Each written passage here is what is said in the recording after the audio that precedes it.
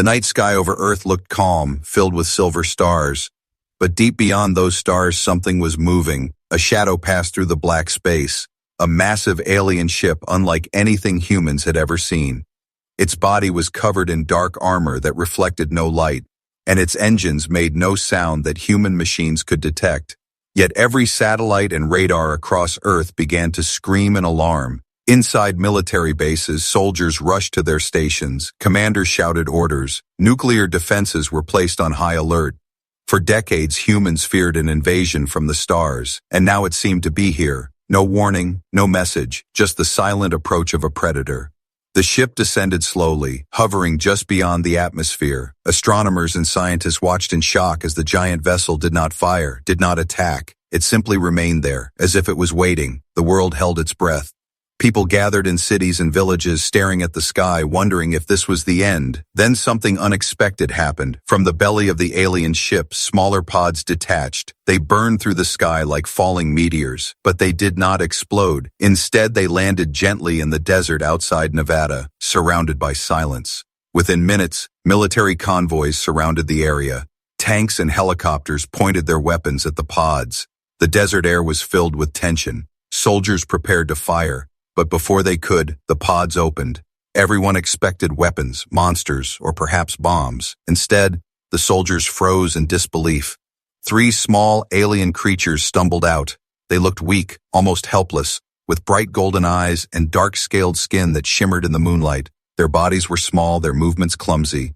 They were not warriors. They were cubs, predator cubs. The commander on site could not believe what he was seeing. Souls. They are babies, he whispered into the radio. His men lowered their weapons in confusion. The whole operation turned into silence. Soldiers who had prepared for death now stood staring at 3 frightened young creatures.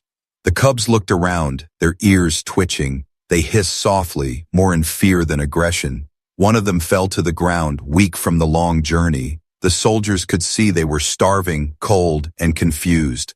Above them, the alien mothership still waited silently. It had left the cubs behind. No attack followed. No rescue came. It was as if the great predator ship had abandoned them on purpose. Inside the Pentagon, world leaders shouted at each other. Was this a trap? Were the cubs bait to test humanity's reaction? Some demanded their destruction. They could be weapons, one general barked. They could carry disease, another warned. Others argued differently. They are only children. We cannot harm them. Meanwhile, news of the landing spread fast. Across television screens and social media, billions of humans saw the image of 3 predator cubs standing in the desert, trembling under the gaze of tanks and soldiers. The world erupted in debate. Some screamed for safety, others whispered about compassion. Back in the desert, a young soldier named James stepped forward, ignoring the warnings of his commander. He slowly removed his helmet, walked toward the smallest cub, and knelt down. His fellow soldiers gasped, thinking the cub would attack. But instead, the little creature pressed against his arm, whimpering softly. It was seeking warmth, seeking comfort. That single moment changed everything. For the first time in history, a predator cub touched a human without violence. A connection sparked between 2 species who had never met before. Cameras captured the moment, and within minutes the world was watching in silence. The alpha predator, far above in its mothership, observed closely. Hidden sensors recorded every reaction of the humans, every word, every choice. The galaxy would know what humans did next. In that desert, under the cold stars, Earth stood at a crossroad. Would humanity show fear and destroy the cubs, proving themselves unworthy? Or would they protect the helpless, proving themselves something greater?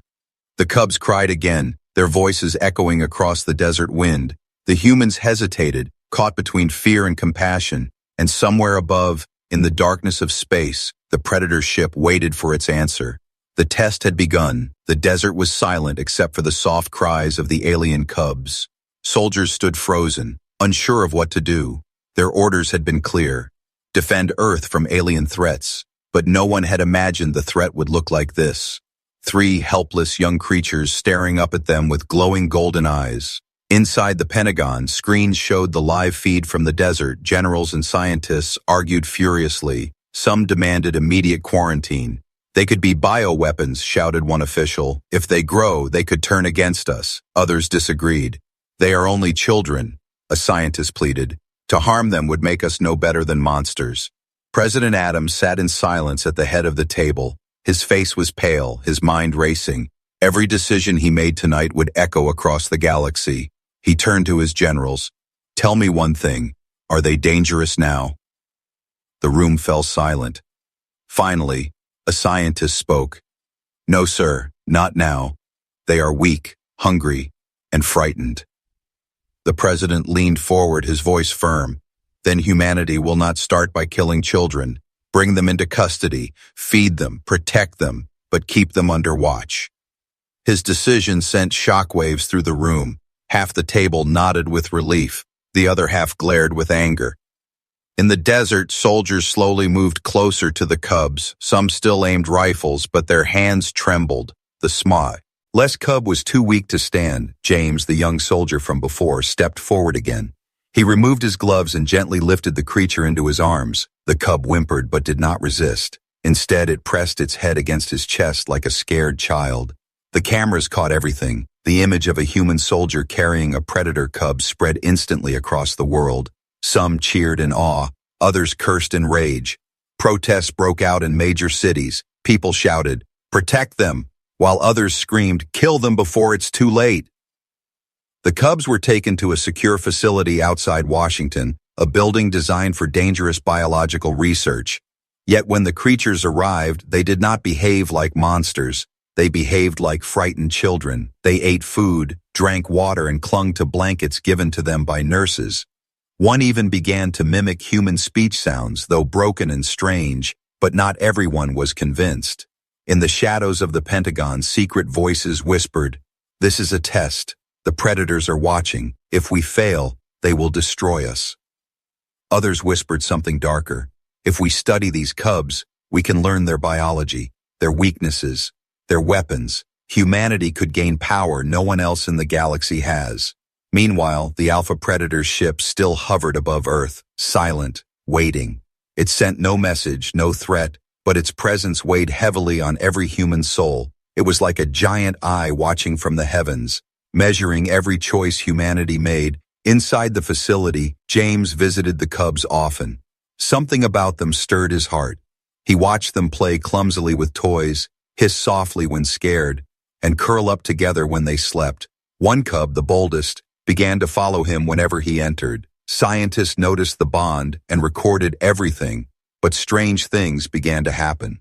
Cameras in the cubs. Room flickered, security systems failed without reason. At night, guards reported hearing whispers through the walls, not human whispers, but alien sounds. The cubs were not as simple as they looked.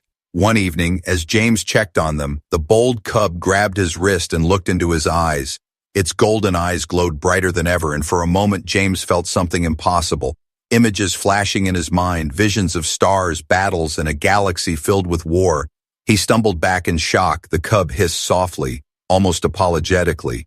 When James reported what he saw, the scientists grew restless. Some believed the cubs carried hidden knowledge. Others warned that they might be trying to manipulate humans. "It's a trap," one said. "They are testing our minds as well as our hearts." In the United Nations chamber, leaders argued for hours. Some demanded the cubs be destroyed. Others called for peace. If the predators wanted war, they would have attacked already, one ambassador cried. This is something greater. Above Earth, the Alpha Predator watched and waited. The galaxy too watched in silence, billions of alien eyes fixed on humanity. Some prayed humans would fail, others feared they would succeed. And deep inside the secure facility, the cubs slept peacefully, unaware of the storms building around them. Their tiny breaths filled the quiet halls, but the question remained heavy in the air. Would humanity's compassion save them or destroy them? The test was far from over. Weeks passed since the predator cubs were first brought into the secure facility. At first, the world thought they would not survive, but under human care, they grew stronger each day. Nurses fed them, scientists studied them, and guards watched them with fear and wonder. But the cubs did not act like monsters. They laughed with strange chirping sounds when given toys. They curled up in blankets like human children, and they followed the soldiers around, especially James. The young soldier who had carried one from the desert, James had become their protector, though he never asked for the role. Wherever he went, at least one cub followed. The boldest one clung to his leg, the shy one hid behind him, and the smallest often reached up to be carried. His fellow soldiers joked, calling him the alien babysitter. But James did not laugh. He felt something heavier, something deeper. The more time humans spent with the cubs, the more unusual things began to happen. Scientists noticed the cubs learned faster than expected. They copied human words, though broken. They watched screens and repeated patterns. They even tried to mimic emotions they saw. When a nurse smiled, they tried to smile back, though their sharp teeth made it unsettling. Yet, there were moments that made hearts freeze. At night, cameras captured the cubs standing in silence, staring at the ceiling as if waiting for instructions from the sky. Their golden eyes glowed faintly. One time, the power in the facility cut out for 3 minutes, and when it returned, the cubs were standing in perfect formation, not moving, not blinking. The scientists argued, they are more than children, they are connected to something larger. Some believed the alpha predator above Earth was using them as living sensors. Others believed the cubs themselves had a hidden power. James didn't know what to believe. All he knew was that when he looked into their eyes, he didn't see monsters. He saw fear, he saw loneliness, and he saw a strange trust. The world outside remained divided. Protests filled the streets of major cities. Some people carried signs that said, "Protect the cubs," while others screamed, "Kill them before they kill us." Families fought at dinner tables, leaders argued in secret halls, and the galaxy beyond watched in silence, for indeed the galaxy was watching. Alien transmit. Scions intercepted by Earth satellites revealed whispers. Civilizations across the stars were stunned. The predators left their young with humans, one alien leader shouted. "Impossible. They trust no one." Another replied, "If humans pass this test, it changes everything."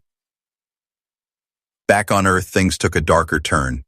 One evening, James entered the Cubs' room and found them building something out of scrap metal, small wires, circuits, and broken tools stolen from guards' belts. The Cubs had assembled a strange shape, not random but deliberate. It looked like a star map, glowing faintly with strange symbols. When the scientists examined it, they froze. The symbols matched Predator battle maps recorded in deep space centuries ago. Somehow, the Cubs carried knowledge far beyond their age. It wasn't just memory, it was instinct. The president was informed immediately. Some demanded the Cubs be removed and locked away forever. Others argued this was the greatest chance humanity had to understand Predator technology. "This is not an accident," whispered one advisor. "The Predators want us to see this." James, however, saw something different. That night, he sat with the Cubs as they slept. He wondered if the Cubs themselves even understood what they carried inside. Were they innocent, or were they weapons waiting to awaken? He didn't know, but when the smallest cub curled against his arm and whispered a broken human word, "home," he felt his chest tighten. Above Earth, the Alpha Predator's ship remained silent, unmoving, watching. But within the councils of the galaxy, fear spread like wildfire. If the Predators truly meant to share their children with humans, it meant a bond no empire could break. And if the Cubs survived, humanity's future would change forever. In the facility, strange events only grew. The Cubs began to draw symbols on walls with their claws, patterns no one could read. Some scientists whispered they were warnings. Others believed they were instruction. James only knew one thing. The Cubs trusted him, and he could not betray that trust. But shadows moved inside the government. Not everyone wanted the Cubs alive. Late one night, James overheard two men whispering in the corridor. "Orders are coming soon. We won't keep them. They're too dangerous." James's heart pounded. He looked back at the room where the Cubs slept peacefully, unaware of the storm building against them. For the first time, he realized the real danger was not the predators in the sky, but the humans on the ground. And in that moment, James made a silent vow. Whatever happened next, he would protect the Cubs. Even if it meant standing against his own people, the test was no longer just humanity's, it was his. The night sky trembled once more. The Alpha Predator's ship, silent for weeks, began to move. Its engines glowed faintly, casting eerie light across the stars. From Earth's deserts to its cities, people looked upward with fear. The great shadow that had lingered above was finally stirring. In the Pentagon, alarms blared. Generals shouted into radios. "The Predator ship is descending." Satellites confirmed the vessel was lowering itself closer to Earth's surface. This was not a routine observation. This was a return. Inside the secure facility, the cubs grew restless. They paced, they clawed at the walls, their golden eyes burned brighter than ever, as if they could feel their parent approaching. Nurses backed away, scientists whispered nervously, and James stood frozen. His heart pounded. The predators were coming back. The president was rushed into a command bunker. His advisors shouted options: launch missiles, prepare nuclear warheads, evacuate cities. But he shook his head. His voice cracked but firm. If they wanted war, we would already be ash. This is something else. Above the facility, the massive ship cast a shadow that swallowed. To the land, the ground trembled as a smaller craft detached from its belly. It descended slowly, deliberately, until it landed on the edge of the military compound. Soldiers raised weapons, but every news spread faster than light. Across the stars, in secret councils and crowded marketplaces, beings whispered the same impossible story. The alpha predator had returned to its cubs, and the cubs had not chosen only their parent. They had looked back at a human soldier as if torn between two worlds. To most alien empires, this was unthinkable. The predators were feared across the galaxy. They bowed to no one, trusted no one.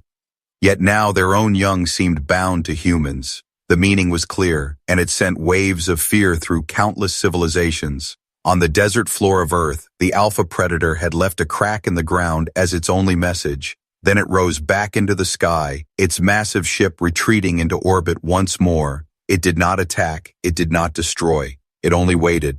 The test was not finished. Inside the Pentagon, chaos ruled. Generals demanded preparation for war. The predators are pushing us, one shouted. If we fail, they will wipe us out. Scientists argued for caution. No, this is bigger than us. The entire galaxy is watching. The president sat silently, his hand pressed against his forehead.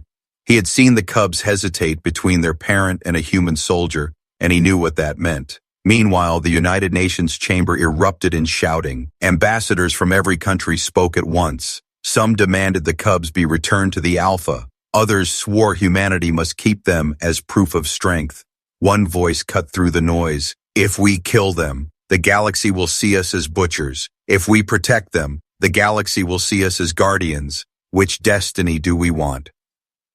But far beyond Earth, in hidden star systems, councils of alien empires met in fear. In the shadowed halls of the Zarin Dominion, leaders pounded their claws against the table. If the predators respect humans, then humanity has risen beyond prey. They will rise faster. Then we can stop them. In the grand chambers of the Orav Collective, shimmering beings spoke in unison. The test changes the balance. If humans pass, alliances must shift, power must shift. Some empires began to prepare fleets, others began to send spies. For the first time, humanity had become the center of galactic politics, and all because 3 small predator cubs had been left in their care. Back on Earth, James was pulled into secret meetings. He was no longer just a soldier. He was the one the cubs trusted most. The scientists questioned him endlessly. What did you see when they touched you? Did they share memories? Did you feel their power? James struggled to explain. I saw war, stars burning, battles without end. But I also saw something else. I saw hope. I saw that they wanted peace. The scientists exchanged nervous looks. For some, this was proof the cubs could be allies. For others, it was proof they were manipulating him. At night, James walked through the quiet halls of the facility. The cubs followed closely, clinging to his arms and legs. One of them whispered again in broken human speech, "Home." The word pierced his heart. They were not just predators' children anymore. They were something more. But enemies were moving. In the shadows of government halls, secret orders were signed. Men in suits whispered, "We cannot risk this. If the galaxy fears us, they will strike first. Better we take control now." Plans were made to separate the cubs from James, to move them to a hidden laboratory. James didn't know yet, but the cubs did. Their golden eyes glowed in the darkness as if they could sense betrayal. They clung tighter to him, refusing to let go. Meanwhile, alien signals intercepted by Earth confirmed the galaxy was dividing. Some wanted to ally with humanity, others prepared to destroy them before they grew stronger. And in orbit, the Alpha Predator's ship remained still, a silent judge waiting for humanity's answer. One night, James stood outside under the stars, the cubs beside him. He looked up at the glowing predator ship. His voice was quiet but firm. "You're watching us. You're waiting. But we're not just being tested by you. We're being tested by everyone." The cubs hissed softly, almost in agreement. And he was right. Across the stars, entire civilizations were holding their breath, wondering what choice humanity would make. Some prayed for failure, some feared success. But no one could deny it anymore. Humans were no longer just another young species. They had become the center of a storm that could change the galaxy forever. The test was spreading.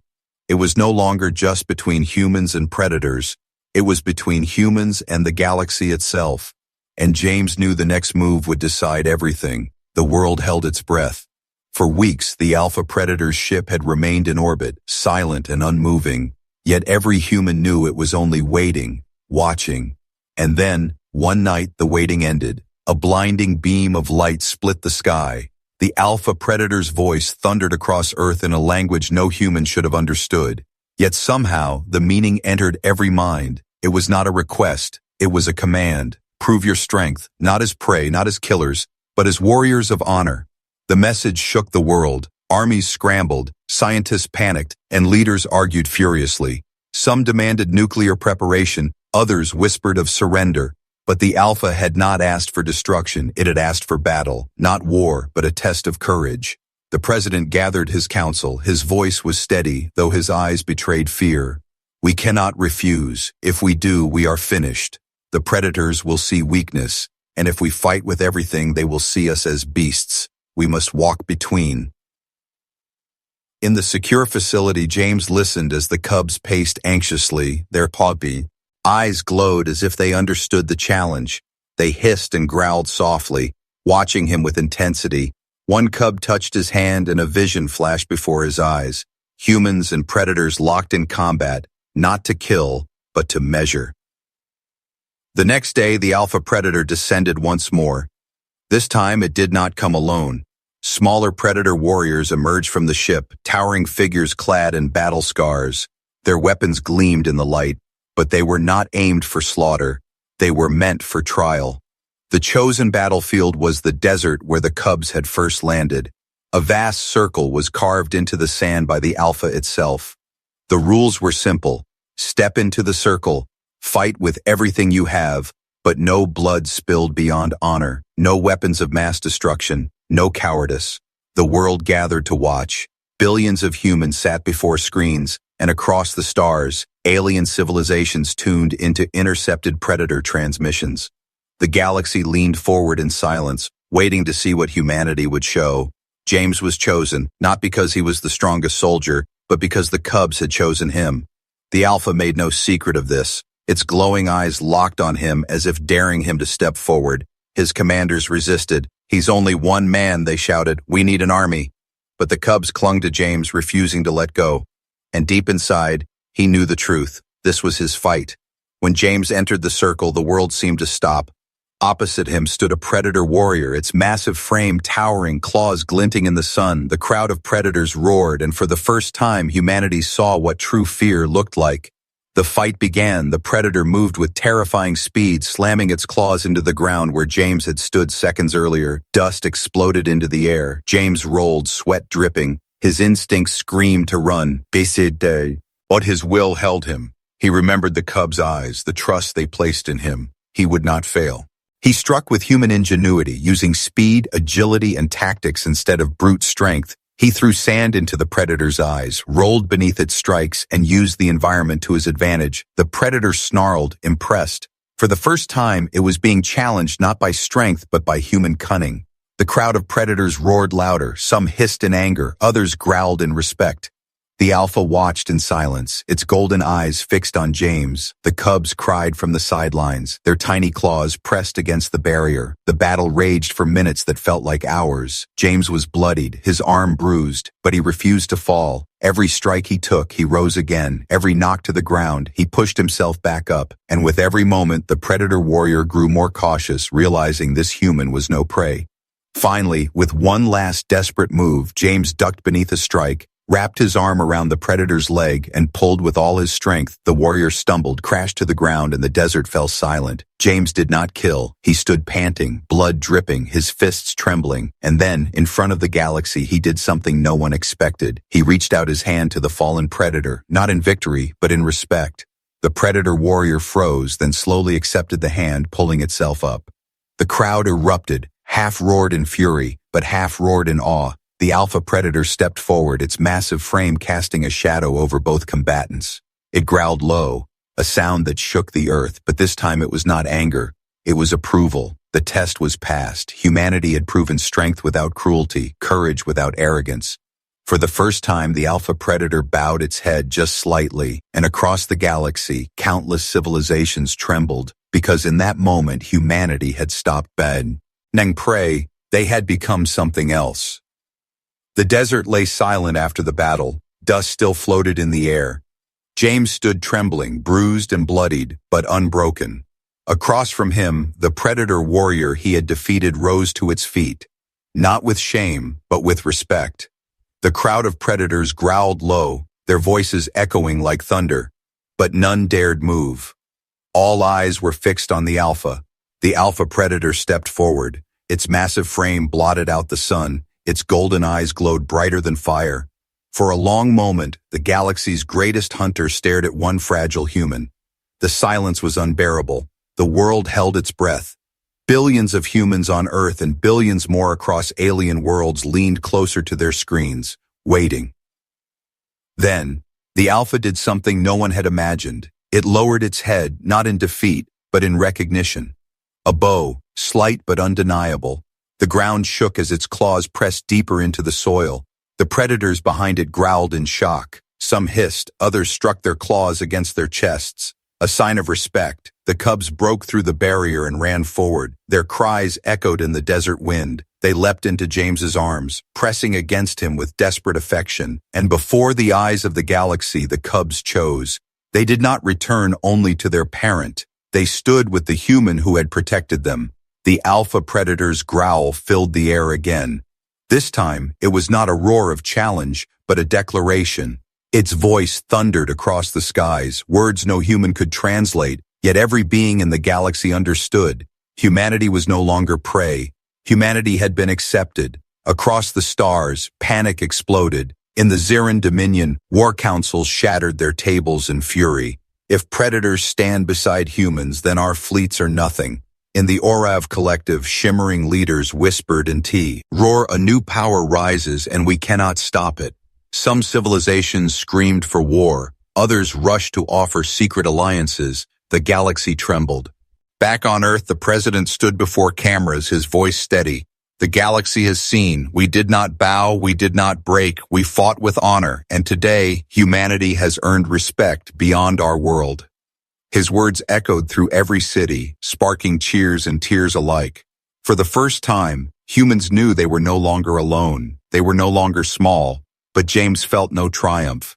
He sat in the desert sand with the cubs pressed against him, his hands shaking. He remembered every strike, every moment of fear. He knew this victory was not the end. It was only the beginning. The galaxy would not let this pass quietly. Humanity had stepped into the storm. The alpha predator extended one massive claw toward James. For a moment, James thought it might crush him. Instead, it touched the ground before him, like a warrior offering salute. The cubs cried out, their voices a mix of predator growls and broken human words. One whispered again, home. The meaning was clear. The predators had not only tested humanity's strength, they had tested their heart. And humanity had passed. The Alpha turned, its ship rising into the sky. The predator warriors followed, roaring their approval. The desert was left scarred, but alive. And above, the galaxy shifted forever. Within days, transmissions flooded across the stars. Some demanded humanity's destruction, others begged for alliance. But one truth was undeniable. The predators had accepted humans as kin, and nothing could erase that. Children on Earth grew up telling stories of the desert battle. Soldiers spoke of James as the man who faced the predator and lived. And in the halls of alien councils, rulers whispered the same words in fear. The outcome has changed everything. James stood at the edge of the desert one last time, staring at the stars. He knew the galaxy was trembling. He knew empires would rise and fall because of what happened here. But when the cubs tugged at his arm and whispered again, "Home," he smiled through the pain. The test was over.